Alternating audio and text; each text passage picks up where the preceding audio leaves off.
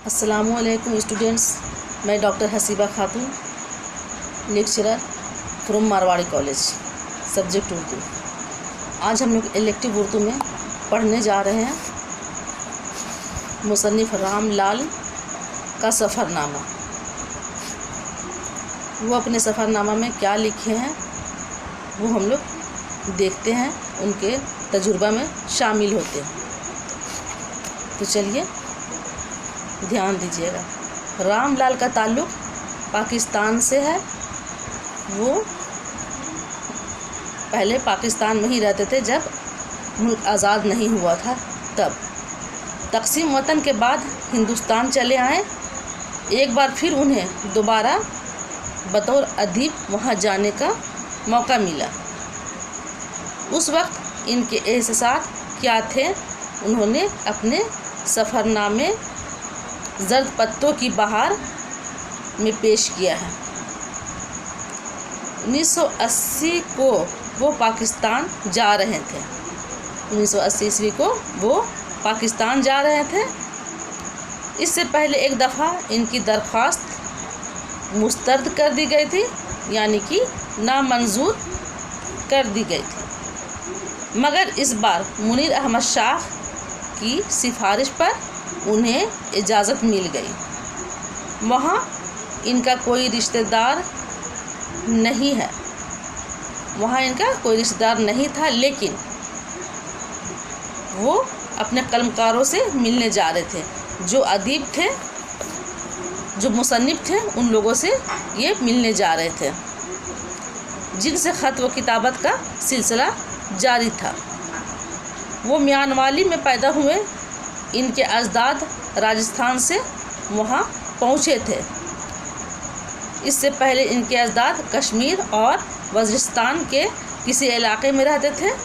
वो जब हिंदुस्तान आए थे उस वक्त उनकी नौजवानी का दौर था, और आज वो जब 1980 ईस्वी में वो जा रहे थे तो उस वक्त उनकी उम्र 56 साल के हो गए थे। अचानक उन्हें हवा की खुशबू में लाहौर की महक महसूस होती है। वो रेल से गुज़रते मनाजिर को देखने लगे। दूर दूर तक फैले खेत, चरते हुए जानवर, सड़क पर दौड़ती कारें,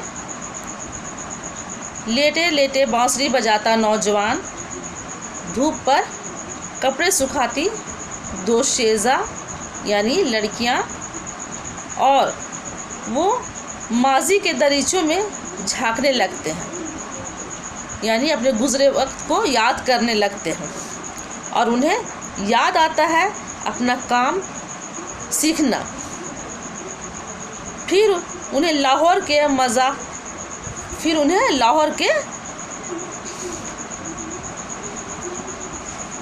लाहौर में वो कैसे रहते थे, क्या करते थे, वो सब बातें इनको याद आती है। जानी पहचानी जगह, वही खुशबू, वही महक, और यूँ वो माजी और हाल से गुज़रते हुए लाहौर पहुंच जाते हैं। इनका हम सफ़र अली अब्बास, यानी इनके साथ जो सफ़र कर रहे थे अली अब्बास साहब, अली अब्बास हुसैनी मरहूम का एक रिश्तेदार है। इनसे कुली बुलाने के लिए पूछता है, लेकिन वो उसे कोई जवाब नहीं देते और आगे बढ़ जाते हैं। कुछ ही देर में कुली भी आ जाते हैं और सामान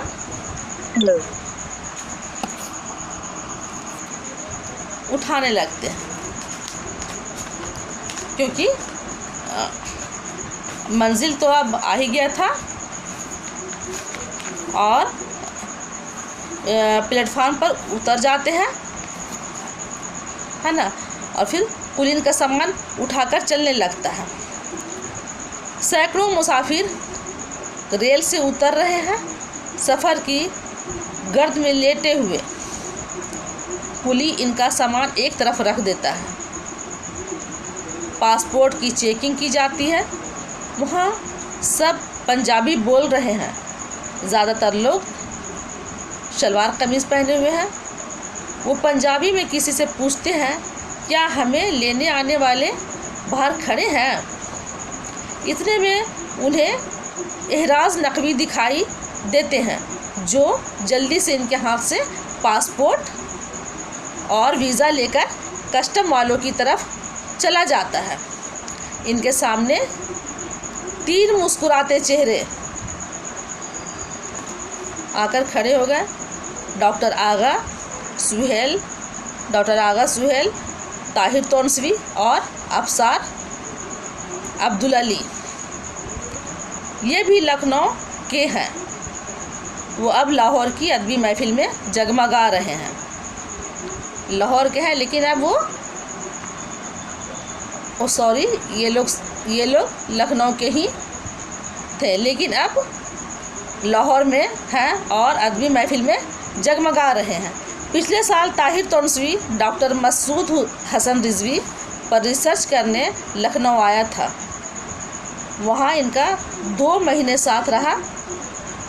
इनके साथ बशीर भी थे। ताहिर रज़ा ज़ैदी के ड्राइवर वहाँ सबसे इनका अफसाना निगार की हैसियत से तारुफ कराते हैं। रामलाल का अफसाना निगार की हैसियत से तारुफ कराते हैं। टिकट कलेक्टर इनसे टिकट मांगता है और वो इसे बताते हैं कि मैं रेलवे में मुलाजिम हूँ, टिकट लिया ही नहीं।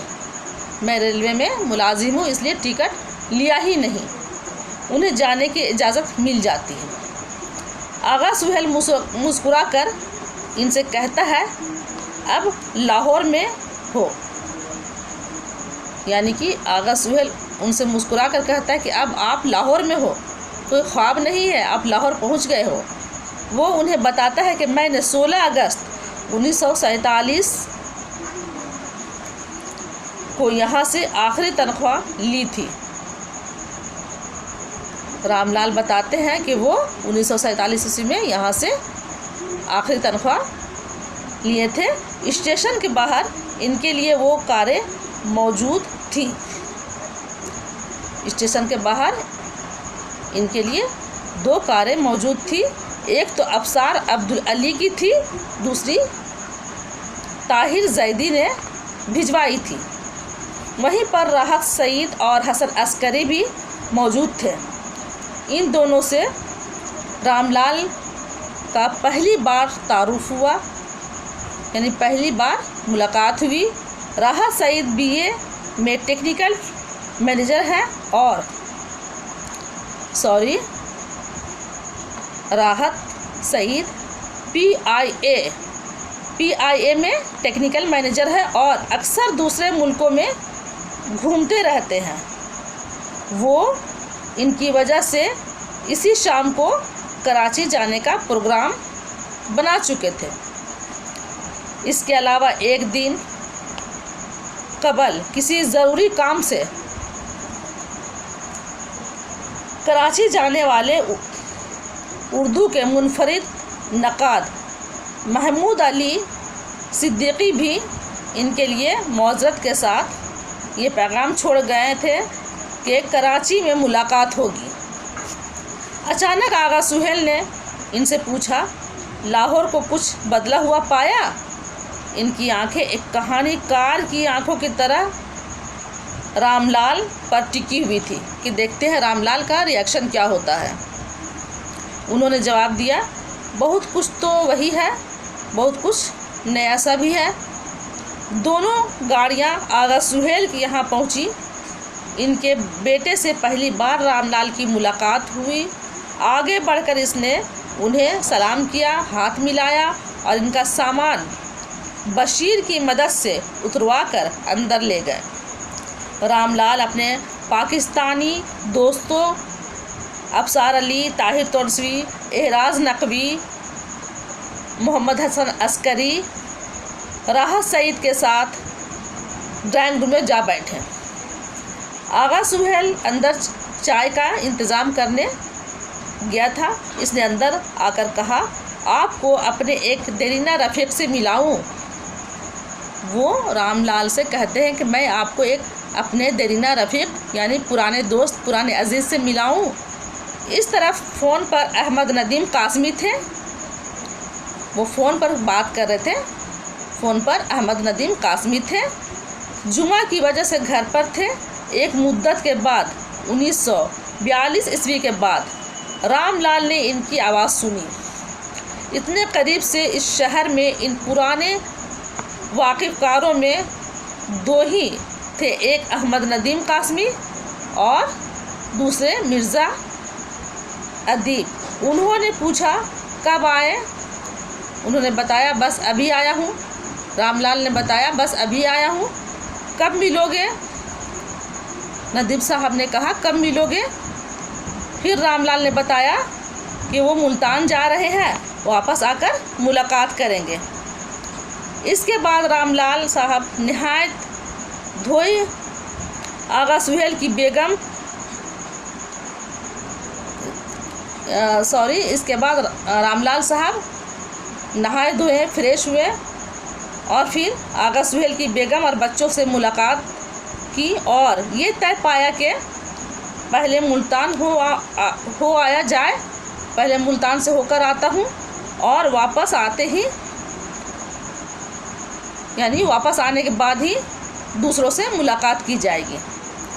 इस तरह से हिंदुस्तान से पाकिस्तान तक का सफ़र, लाहौर तक का सफ़र रामलाल का किस तरह का था, रास्ते में क्या देखे, कहाँ पर वो पहले काम क्या करते थे, वो दुकान देखे, ये सब मनाजिर देखते हुए आए। इसका तजुर्बा वो जो किए हैं वो अपने कारी तक भी पहुँचा रहे हैं, पहुँचाते हैं, जिसमें हम और आप हम लोग सब लुत्फ़ अंदोज़ हुए। तो इस तरह से सफ़र के दौरान जो वारदातें हुई, जिन जिन से मुलाकातें हुई, वो सब अपने सफ़रनामा ज़र्द पत्तों की बहार में वो कलमबंद किए हैं। तो उम्मीद है कि रामलाल का सफ़रनामा ज़र्द पत्तों आप लोगों को समझ में आ ही गया होगा। रामलाल का सफ़रनामा जो अभी हम लोग पढ़े हैं, उम्मीद है कि आप लोग समझ ही गए होंगे। ज़र्द पत्तों की बहार बाकी नेक्स्ट क्लास में ये कंप्लीट हुआ। नेक्स्ट क्लास में बाकी और आगे दूसरा चैप्टर हम लोग कवर करेंगे। अल्लाह हाफिज़।